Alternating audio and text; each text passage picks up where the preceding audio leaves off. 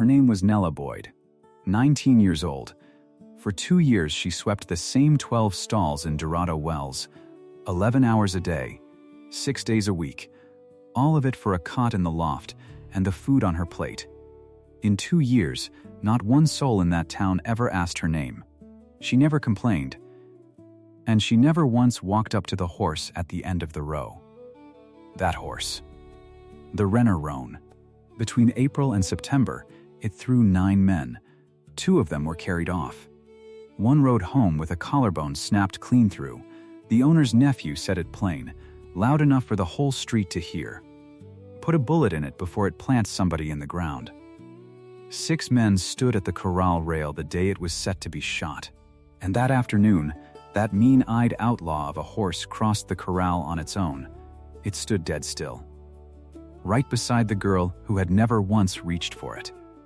If you believe love is built with 2 pairs of hands, this story is for you. Before we go on, do me one small thing. Subscribe to the channel. And comment the town you're watching from. I want to see how far this one travels. Now let me take you back to the beginning of it. She came to Dorado Wells 2 winters back with nothing. A thin coat. A canvas bag that held less than a coat should. No family behind her, and none waiting up ahead. The stage dropped her at the edge of the New Mexico territory in a wind that cut sideways, and she stood in the road a while, the way people do when they have run out of places to be. Hollis owned the livery. He needed the stalls kept and did not want to pay a man to keep them, so he made her an offer that was not really an offer. A cot in the hayloft. 2 meals, and the 12 stalls, hers to muck and bed and sweep dawn to dark. She said yes before he finished. A person with nothing does not haggle. That was the whole of the arrangement. No wage, no papers, just work and a roof. She was the quietest thing in that building. She learned the aisle by heart. She learned which board creaked and which horse kicked, and which one leaned into a brush and which one pinned its ears. She kept the manure hauled and the water clean and the cobwebs down. She swept until the packed earth of the aisle shone dull and smooth, and she did it so steady and so silent that men walked past her 100 times and never once saw her face. The town knew the horses better than it knew her. That is the plain truth of it.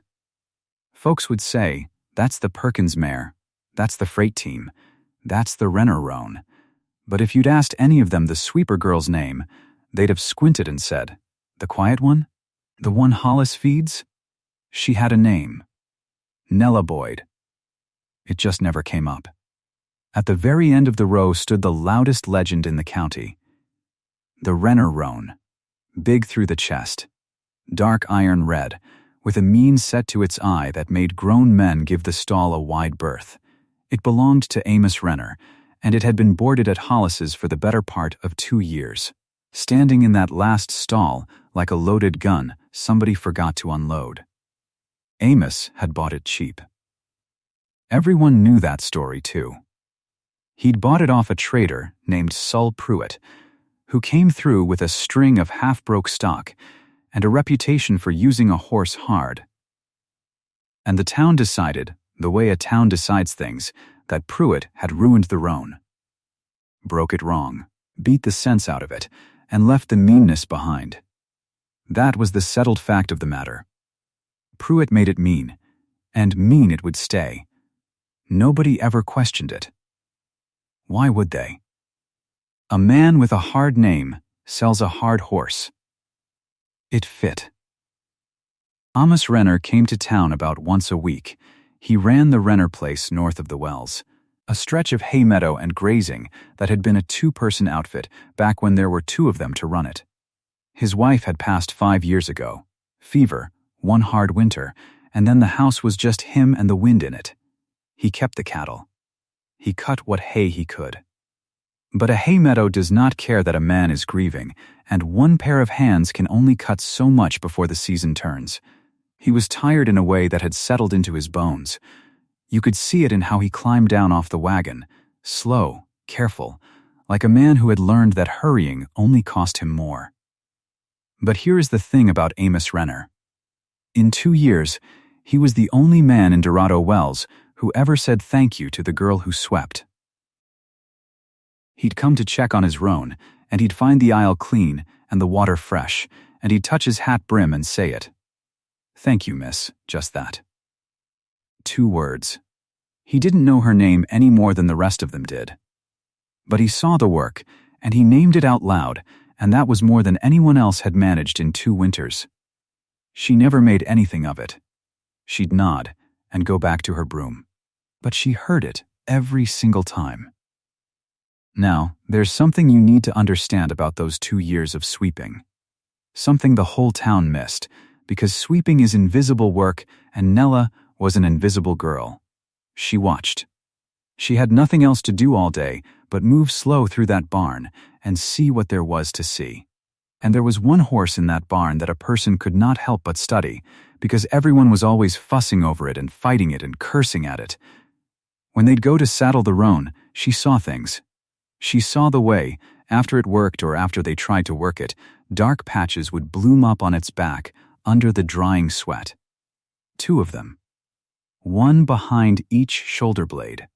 Dry spots where the hair sat wrong, with a strip down the middle of the spine that stayed damp and clean. She saw it again and again over 2 years, the same 2 spots, the same dry gaps. And she saw what the horse did when the bit came near its mouth. It didn't just fuss. It gaped. It threw its head up and back, hard, mouth open, like the thing coming at it was a hot iron and not a piece of cold steel. She noticed. That's all, at first. She filed it away the way she filed away which board creaked. She drew no grand conclusion. She was a girl with a broom, and it was not her horse, and it was not her place to say. But she noticed.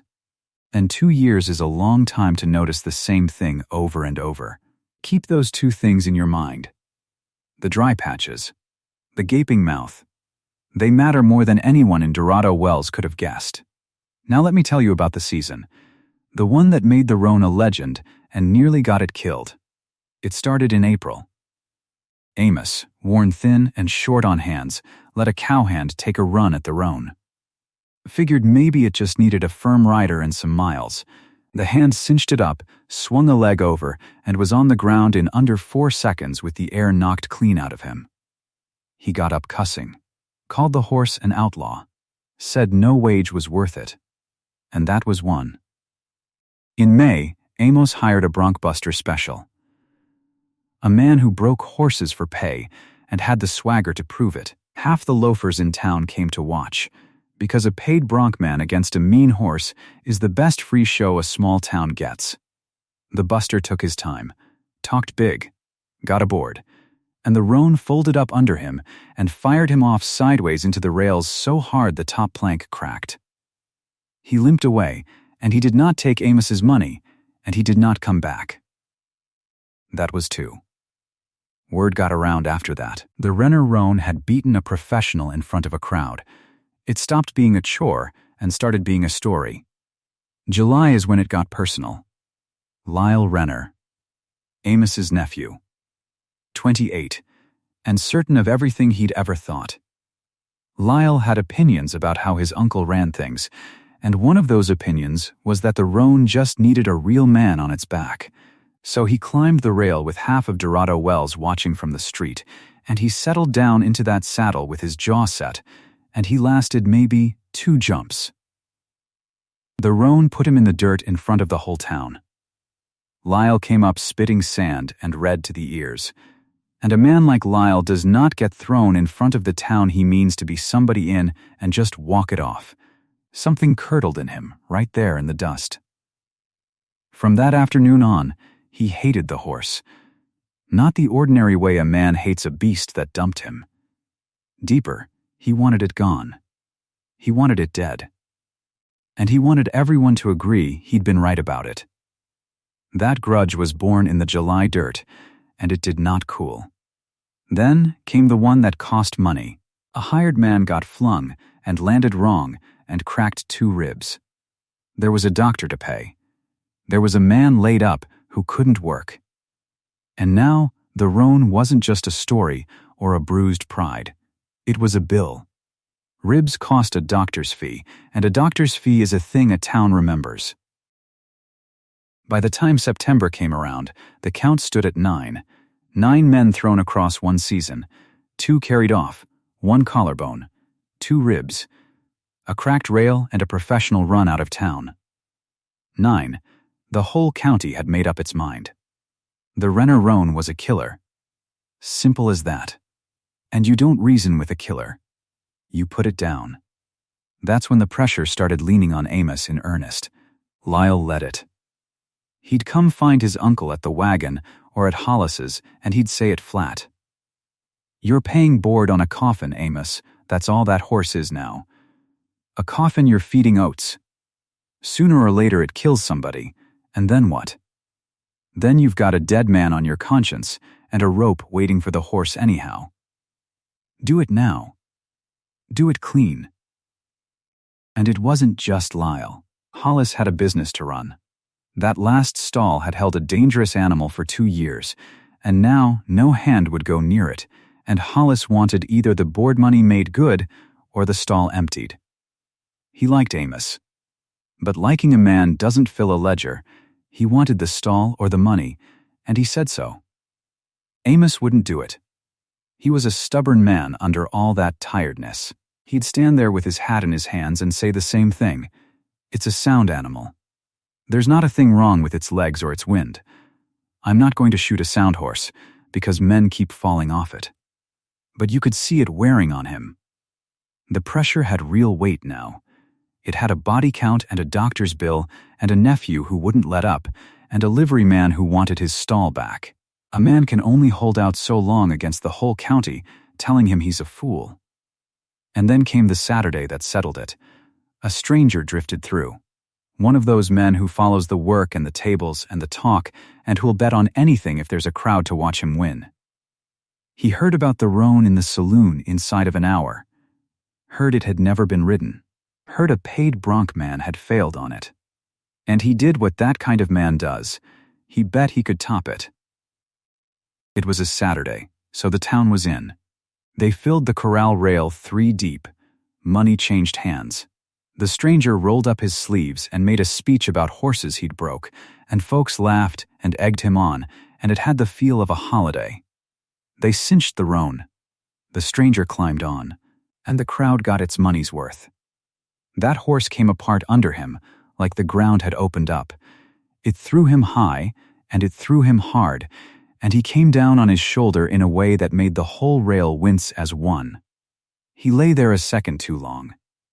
Then he got up, slow, holding his arm, and he did not ask for a rematch. He walked to the rail, took what was left of his pride, and drifted right back out of town the way he'd come. That was the end of the argument, as far as Dorado Wells was concerned. The horse had beaten everybody. A cowhand. A professional. A nephew. A drifter who bet his own money. It was finished. There wasn't a man in the county who'd get on it, and the ones who might have were the ones already carried off. They cornered Amos right there at the rail, Lyle at the front of it. And Amos, with the whole town on him and no man left to try, finally bent. But he bent his own way. He didn't say yes to shooting it that day. He set a deadline instead. 30 days, he said, after the fall gather is done. 30 days. If in 30 days no man can ride that horse, I'll shoot it myself. I'll do it clean, and I'll do it here. But I'll give it 30 days first. Lyle didn't like the wait. But 30 days with a certain end was better than no end, so he took it. And the whole county took it. The clock started that Saturday. 30 days. And then, a bullet. Now here is where the story turns, though nobody in town knew it was turning. While everybody talked about the bullet, one person in Dorado Wells started to really look at the horse. On purpose, this time. Nella Boyd had swept beside that stall for 2 years. She'd seen the dry patches and the gaping mouth 100 times and drawn no conclusion. But now there was a clock running on the animal, and something in her would not let it go. So she stopped just noticing. She started studying. She watched the next time they threw a saddle on it. Really watched. And she saw it clear as morning. The saddle they used was a county saddle, a common working tree, the kind every man around had. And when they set it on the roan's back and cinched it down, it did not sit flat. It sat on 2 points, one behind each shoulder. It bridged. The middle of the tree lifted clean off the spine and rode empty, and the whole weight of a man came down on those 2 spots, the same 2 spots where the dry patches bloomed. Every ride, every man, every time, that saddle drove down on 2 sore places and gapped the middle. 2 years of it. And when they brought the bit up, she watched the mouth. That head flung back. The gape. The panic. Not orneriness. Pain. Meeting the memory of pain. She didn't say a word yet. She just knew. In the quiet way, she knew everything about that barn, that the horse was not what the town said it was.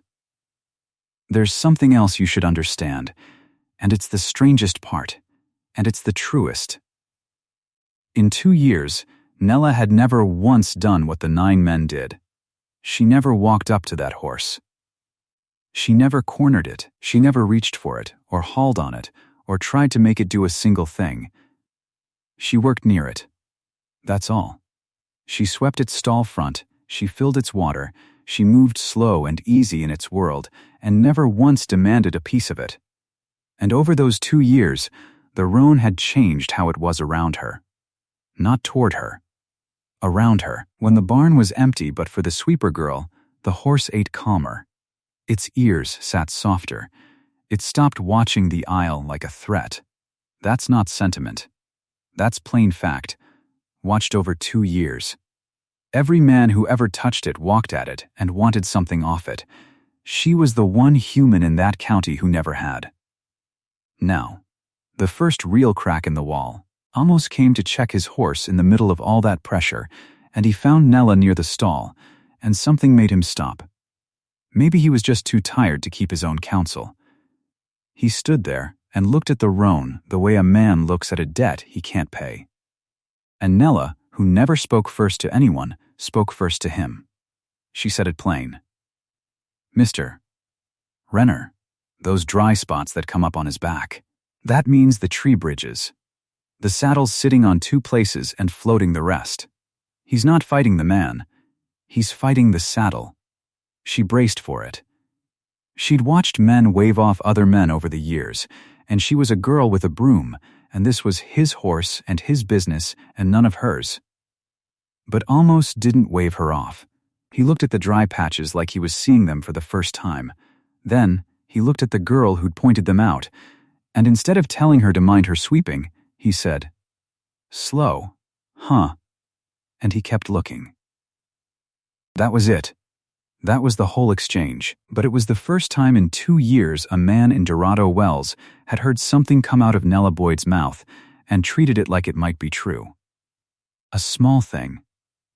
And not a small thing at all. Something turned between those two right there. A degree of respect. The first one. Amos didn't act on it.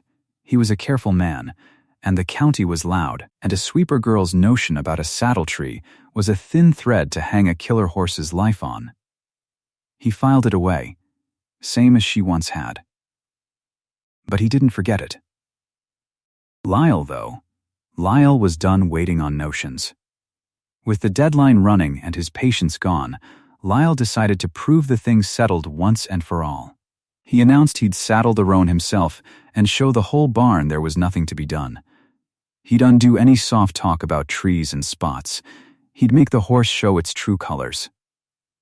He hauled it out rough. That was Lyle's way with everything. Rough and certain. He cinched it hard and fast. He crowded it and cursed it and jerked the lead. And whatever small calm the animal had found in the quiet weeks came apart in his hands. Then he swung up to prove his point. The roan proved Lyle's point for him, and against him, in about 3 seconds. It fired him off into the boards again.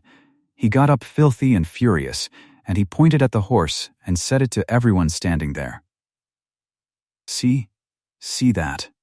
It's not the saddle, and it's not some spots on its back. It's the horse. It's a killer, and it always was, and 30 days is 29 too many. And the men nodded. Because they'd already agreed, hadn't they? They'd agreed. Months ago. A man throws himself, and it only proves what everyone knew.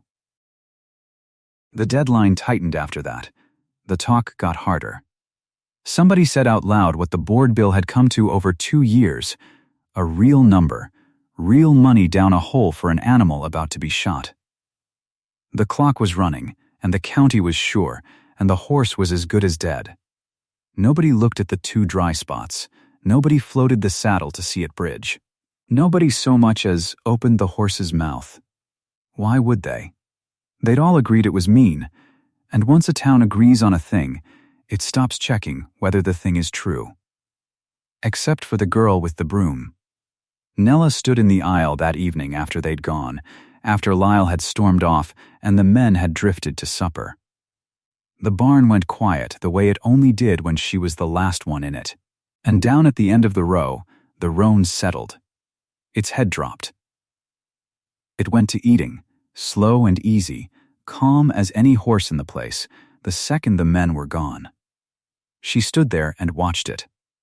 This animal the whole county had condemned. This killer. Standing soft and quiet in the lamplight because the only human left in the building was the one who had never once wanted anything from it. She looked at the dry patches under the drying sweat. She looked at the mouth that had gaped at the bit. She thought about 30 days and how few of them were left now. She thought about a sound horse getting a bullet because 9 men fell off a saddle that didn't fit and drove a bit into a mouth that couldn't take it. And she thought about herself. 2 years of sweeping, 2 years of being the quiet one, the one Hollis feeds, the girl with no name that anyone bothered to learn. 2 years of keeping her head down and her mouth shut and her place small. Something in her had had enough. Not loud. Nella was never loud. But firm. And settled. And done. The next time Amos came to town, she was waiting for him. She didn't wait by the wagon like she was hoping to be noticed. She just came up to him in the aisle, broom still in her hand, and she looked him in the face, which she almost never did to anyone. And she said the thing that changed the whole course of it. She said, "Mr. Renner, before you shoot him, let me saddle him." Amos stared at her. She didn't blink. "Not to ride him," she said. "I don't want to ride him. I just want to show you something. Give me the chance to saddle that horse before your 30 days are up. That's all I'm asking. Understand what that cost her." 2 years she had made herself invisible on purpose, because invisible was safe, and safe was all she had. And here she was stepping right out into the open, in front of the one man whose horse it was, asking to be seen. Asking to be counted. There was no taking it back once she'd said it. A girl who had spent 2 winters being nobody had just, out loud, decided to be somebody. Amos Renner looked at the sweeper girl for a long moment. The barn was quiet. The roan stood soft at the end of the row. The clock was running down toward a bullet, and Lyle's certainty hung over everything, and the whole county had already made up its mind. And Nella Boyd stood there with her broom and her steady eyes, waiting to hear whether the one man who'd ever thanked her would let her show him what 2 years of looking had taught her. She had no idea, standing in that aisle, that everything she'd noticed and never said was about to walk right out into the light. She only knew she'd finally chosen to say it. The question was whether Amos would let her. Amos was quiet a long time, long enough that Nella almost took it back. Then he said, "All right." That was all. 2 words, but they landed in the barn like a door swinging open. He said, "You've got till the deadline, same as any man. If you can put a saddle on that horse and it stands, I'll hear whatever you want to tell me, and if it throws you the way it threw the rest, you'll leave it be." Agreed? Agreed, she said. He looked at the broom in her hand. Then, he looked at her face, and he nodded once, the way a man nods when he's decided something he can't quite explain to himself. You need anything? He asked. A saddle, she said. Not that county tree. A different one. And time in the corral. Alone. He didn't ask why. That was the first gift he gave her, though neither of them called it that. He just said he'd bring a saddle down from the ranch, an old one that had fit 3 different horses fine. And then he went out to his wagon and drove north, and left the sweeper girl standing in the aisle with the whole thing resting on her now. She didn't sleep much that week. She had days left, not many. And she had a horse the whole county had already buried. Here's the thing about what Nella did next. She didn't march up to that roan and grab its head. That's what all 9 of them had done. That's what the Bronkbuster did, and the Drifter, and Lyle. They walked at it. They took hold. They meant to master it before it could think. Nella did the opposite. She did nothing. She swept, same as always. She worked the 12 stalls. 11 hours a day, 6 days a week, no different. And she let the roan watch her. She let it come to the front of its stall on its own, the way it had learned to over 2 years, when the quiet girl with the broom was the only human in the building who never wanted a single thing from it. By the 3rd day it was standing at the front rail whenever she passed, not pinning its ears, not flinging its head, just watching. On the 4th day she went in, not to ride, to look. She'd been telling Amos she wanted to show him something, but she needed to be sure first. She needed to open the mouth. She stood at the roan's shoulder, not its front, and she waited. She put her hand flat on its neck and left it there and asked for nothing. And when it dropped its head, slow, she slid her thumb into the corner of its mouth, the soft place with no teeth, the way she'd watched Amos do it years back before the whole town decided the horse was a monster.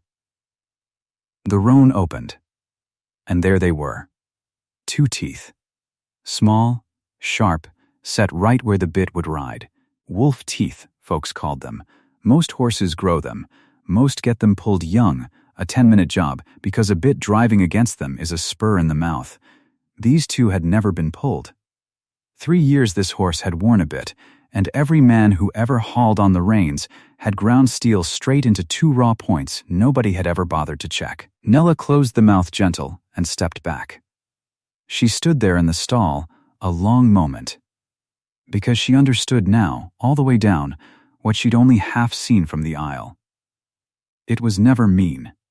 It had never once been mean. It had been in pain, and telling everyone the only way a horse can, and every man who came at it had answered the pain with more pain and called the horse an outlaw for it. She still had the saddle to check. Amos had brought the old one down like he promised, worn and dark, a tree that had carried 3 horses easy. She carried it into the stall and set it on the roan's back with no cinch. Just laid it there, and she pressed her palm flat under the front of it and ran her hand back along the spine. And she felt it settle. All the way down. No gap. No 2 hard points behind the shoulder blades. No floating middle. The old tree lay against that back the way a hand lies flat against a table. She'd been right. She'd been right the whole time. The county saddle bridged. It sat on 2 spots and hollowed the middle, and every ride had driven weight onto 2 sore places behind each shoulder, and the horse had bucked to get out from under a saddle that stabbed it. And then, it wore a bit that cut. 2 agonies at once, every single time a man climbed on.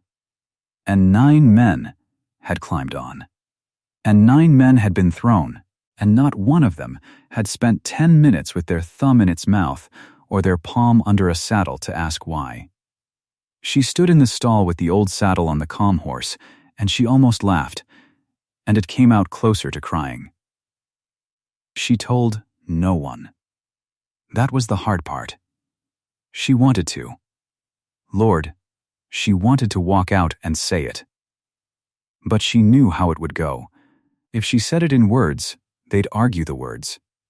Lyle would argue. The rail would argue. They'd already agreed the horse was a killer, and a girl with a broom telling them about teeth wouldn't move a man who'd made up his mind. She'd learned that much in 2 years of being invisible. Nobody argues with what they see. Everybody argues with what they're told.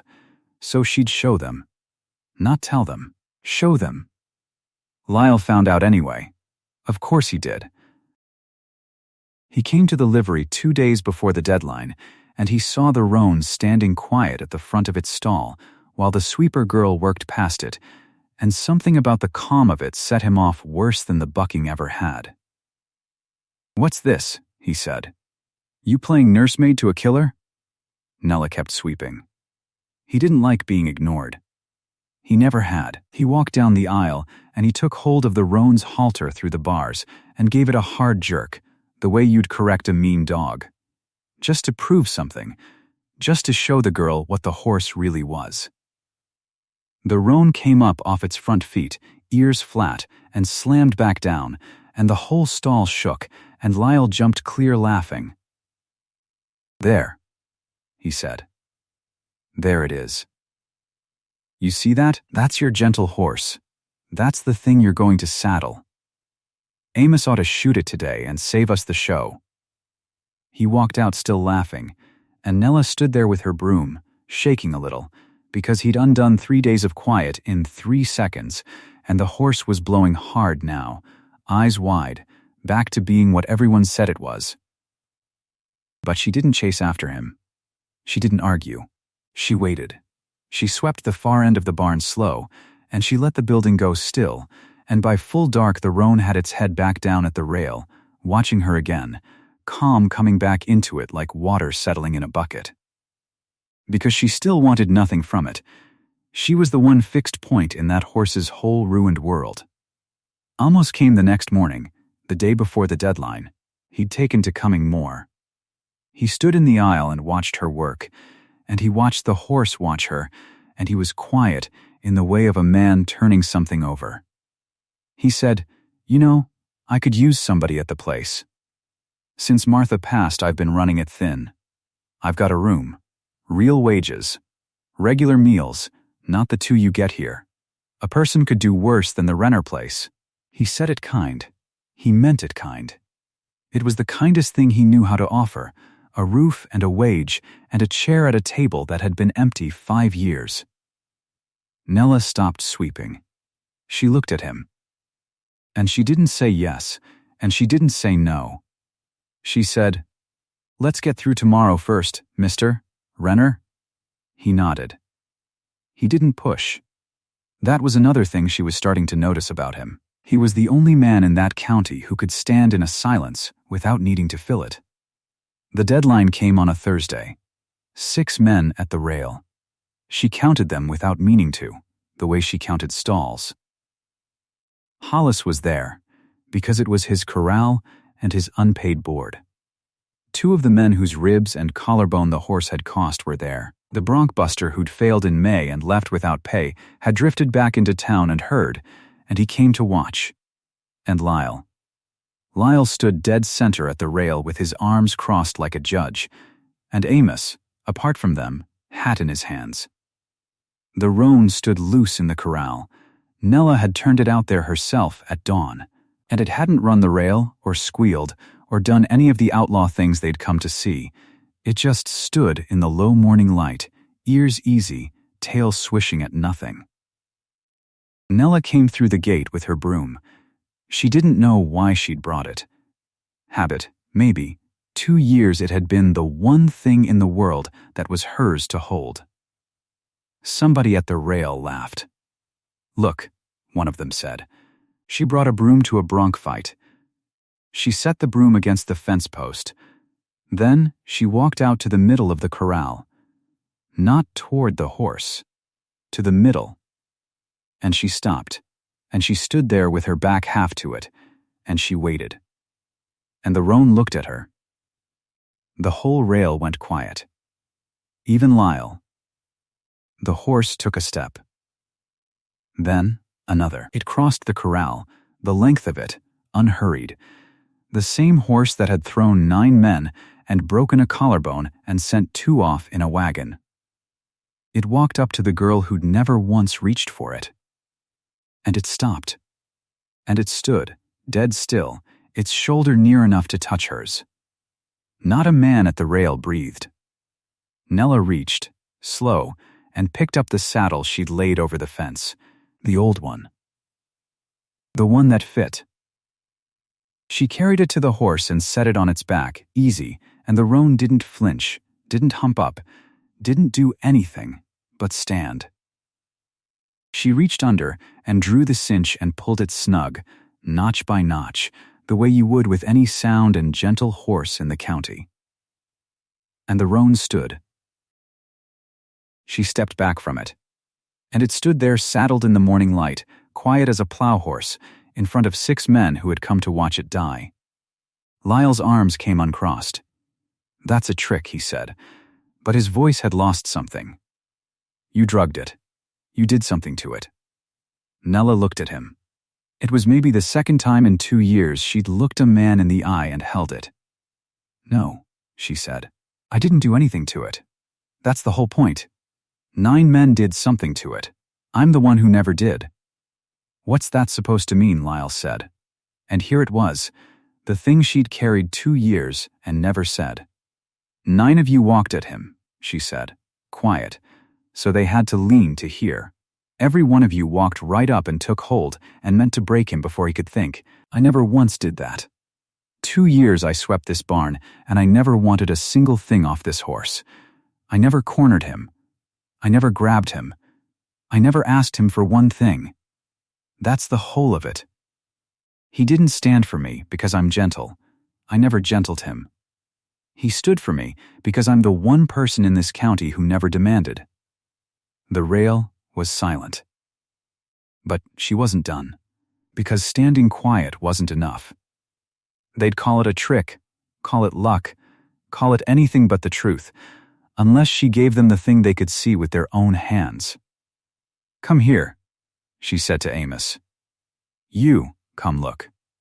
Amos climbed the rail and came to her, and the horse let him. She lifted the roan's front lip and slid her thumb into the corner of its mouth, and it opened. And she said, "Put your finger there." "Right there." Amos did. And his face changed. "Wolf teeth," she said. 2 of them. Never cut. Most horses get these pulled young. 10-minute job. These 2 never got pulled, and this horse has worn a bit 3 years, and every man who ever hauled on a rein was grinding steel into 2 raw points. You'd fling your head too. You'd fight anything that came near your mouth. She let the lip down soft. Then she put her palm under the front of the saddle. "And that county tree," she said. "The one everybody's used on him. It bridges. It sits on 2 spots behind each shoulder and hollows out the middle, so all the weight of a grown man drives onto 4 sore places every time he climbs on. This one doesn't. This one lays flat. Same horse, same morning, different saddle, and the teeth left alone. That's all the difference there ever was." She looked around the rail, at all of them. 10 minutes, she said. "That's all it would have taken any of you to find this. His mouth and his back. 10 minutes. But nobody looked. Because you'd all already agreed he was mean, and once men agree on a thing, they stop checking whether it's true." Somebody at the rail said, "Lowe, the traitor. Pruitt ruined him." "No," Nella said. "Sol Pruitt didn't ruin this horse. Nobody ruined this horse. There was never anything wrong with him that a farrier and a good saddle couldn't fix in a morning. Sol Pruitt's just who you all picked to blame, because it's easier than admitting you didn't look." And that was the moment the whole county's story came apart on the rail. You could see it move across their faces, one to the next, the slow, sick understanding of men who'd been certain and wrong. Amos stood there with his hand still half raised toward the horse's mouth. "Miss Boyd," he said. And his voice was rough. "I was going to shoot him. I'd made my peace with it. I was going to shoot a sound animal because I never once looked in his mouth. In 3 years I never looked. Nella didn't say anything. There wasn't anything to say that would help him carry that. Amos put his hat back on. He turned to the rail. To all of them. You heard her, he said. Every man here. This horse is sound. This horse was always sound. And I'll say it plain so nobody has to wonder. I was wrong, and this girl was right, and the difference between us is she looked and I didn't.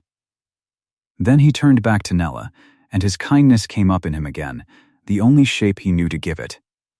Come work the ranch, he said. I mean it now more than ever. A room, a wage, a place. After what you did here, you've earned it 10 times over. Say yes, and it's done. And Lyle, sour, from the rail, she got lucky, is all. Girl got lucky with a horse, and now she wants a soft bed out of it.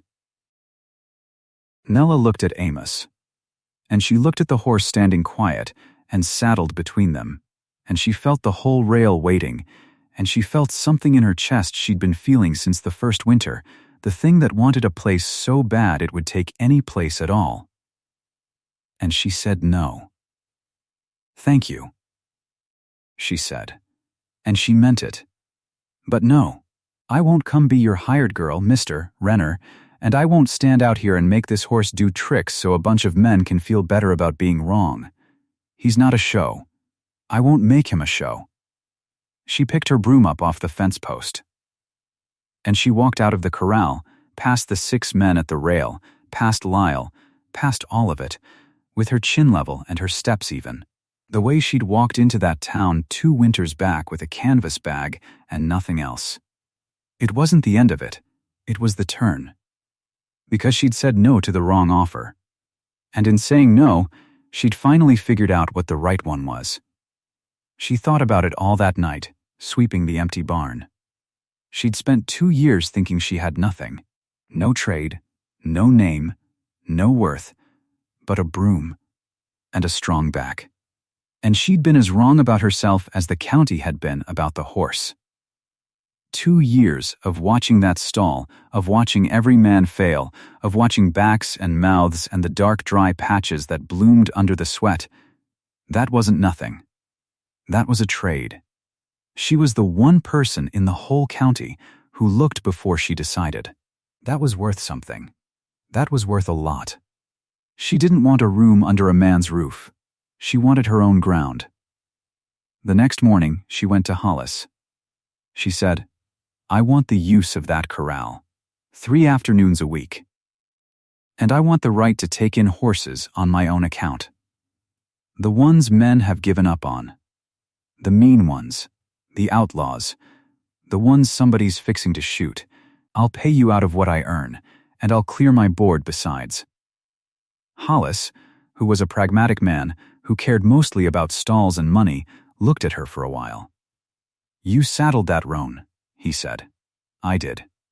He rubbed his jaw. He'd been about to lose 2 years of board on a coffin, and instead the coffin had walked across a corral and stood. He was a man who could count. 3 afternoons, he said. We'll see how it goes. That's how it started. That small. A handshake with a livery owner and the use of a corral 3 afternoons a week. But Amos heard. Of course he heard. And Amos did the thing that mattered most. The thing that cost him. He came into town, and he didn't come to the barn quiet like he used to. He came to the mercantile porch on a Saturday when the county was thick in the street, and he said it loud, so everyone heard. I'm putting 3 horses in with Miss Boyd, he said. Horses folks told me to shoot, and any man here who's got stock he's given up on, you bring it to her before you waste a bullet. I'll stand good for the first of it myself. Amos Renner, one of the older men said, You feeling all right? I'm feeling like a man who almost killed a sound horse because I was too proud to look in its mouth, Amos said. That's how I'm feeling, and I'd rather back the one person in this county who does look than keep company with the ones who never do. His eyes went to Lyle when he said it. Right at him. And Lyle looked away first, and everybody on the porch saw it, and that was the moment the county's weather changed on Lyle Renner for good. Because here's the double of it. The same corral that lifted Nella up sank Lyle down. He'd been the loudest voice for the bullet. He'd stood center at the rail. He'd jerked that halter to prove the horse was a killer. And now every man who'd stood with him had to reckon that the sweeper girl had been right and Lyle had been wrong. Wrong out loud. Wrong in front of everybody. Wrong in a way that got carried off in a wagon with a broke collarbone. He'd wanted to run the ranch his way and be proven right. Instead, he'd be the man who forced a saddling on a horse in pain and got dumped for it while a 19-year-old girl fixed the whole thing with her thumb and her palm. His certainty had cost him. That's what certainty does, when it never once bothers to look. The bronc buster left town again, quieter than before. The two men whose bones the horse had cost didn't say much, but one of them tipped his hat to Nella in the street a week later, and that was its own kind of apology. And the town women. The ones who for 2 years had walked past the livery and never once asked the sweeper girl her name, who'd called her the loft girl or that quiet thing at Hollis's. They started saying Nella. "Morning, Nella. That's Nella Boyd," they told folks who came through. "She's the one with the horses. She fixed the Renner Roan. You should see it." And every time one of them said her name, some small cold thing from those 2 winters thawed a little more. Amos came to the corral one evening near the end of that first month. She had a colt in there, a biter, a horse a man over in the next county had been about to put down. She was working near it, not at it, near it, raking, moving slow, wanting nothing. Amos leaned on the rail and watched her the way he'd watched her in the barn. He said, "I got it wrong the first time. The offer. She didn't stop raking." "Oh?" "I offered you a job," he said, "a room and a wage. And I've had time to think on why that was wrong, and it's this. A job would have made you smaller. It'd have made you my girl, my hired help.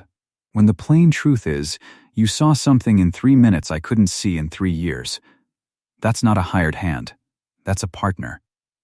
So I'm not offering you a job." Nella did stop then. "I'm offering you a partnership," he said.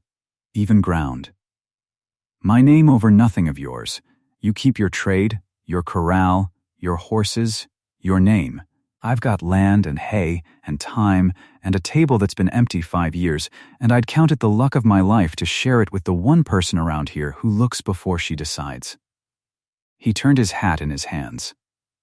And then he said the one line, and only the one, because he was a contained man and he knew the weight of saying a thing once. "I'd like it to be a marriage, Nella. Not an arrangement. I've been alone a long time, and I don't want to be, and there's nobody I've ever respected the way I respect you." The colt shifted behind her. The evening was going gold. Nella looked at this man. The only one who'd ever said "Thank you, miss." The one who'd said "all right" when she asked to save a horse. The one who'd stood on a mercantile porch and told the whole county he'd been wrong so that a sweeper girl could have her ground.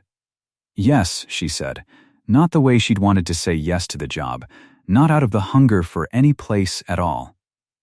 This time, out of the other thing, the thing that gets built slow, working side by side. One small proof of trust at a time until you look up and it's love, and you don't rightly know the day it turned.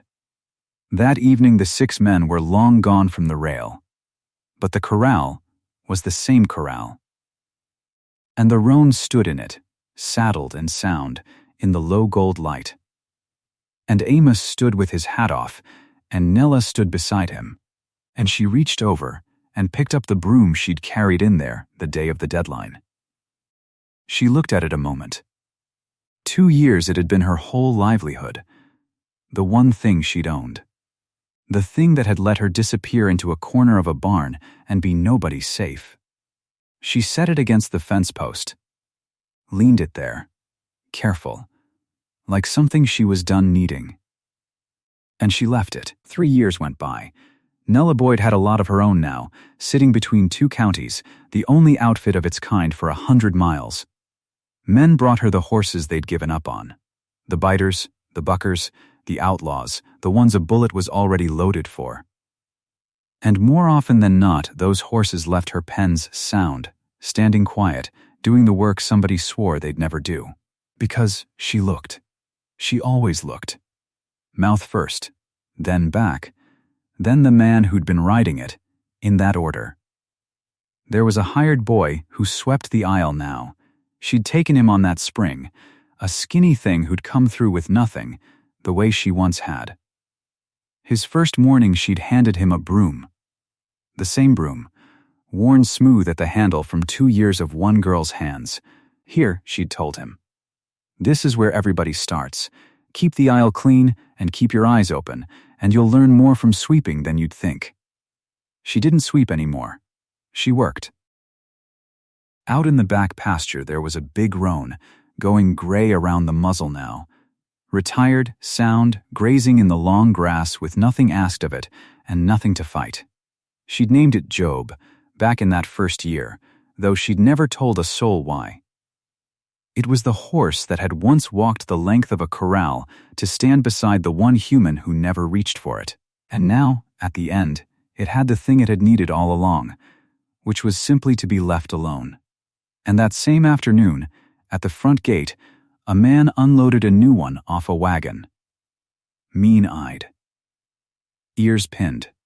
A rope burn on its neck and a wildness in it, and the man who'd hauled it in said it was a devil. Said it had put his brother in bed for a week. Said he'd have shot it if he hadn't heard there was a woman out here who took the hopeless ones. Nella walked out and looked at it a long moment. She didn't approach it. She never did, first thing. She just stood a little way off and read it, the pinned ears, the whites of the eyes, the way it stood favoring one side. Then she picked up a rake and started raking near the fence. Slow, wanting nothing from it at all.